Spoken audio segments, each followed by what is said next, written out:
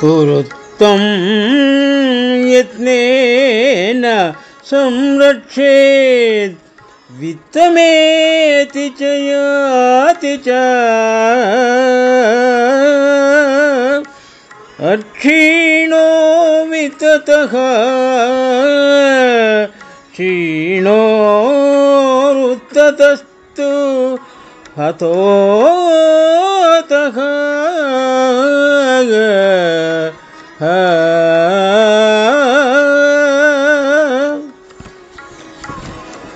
మహాభారతము ఉద్యోగ పర్వములోని విదురనీతి నుండి ఈ శ్లోకము గ్రహింపబడినది. విదురుడు ధృతరాష్ట్ర మహారాజుతో ఈ విధముగా హితవాక్యములు పలికినాడు. ధృతరాష్ట్ర మహారాజా, మానవుడు తన నడవడిని ప్రయత్నపూర్వకంగా రక్షించుకోవాలి. ధనము వస్తుంది పోతుంది, ధనము లేనివాడు క్షీణుడు కాడు. సత్ప్రవర్తన లేనివాడే క్షీణుడు, మృతుడు కూడా అని నీతివాక్యములు పలికినారు.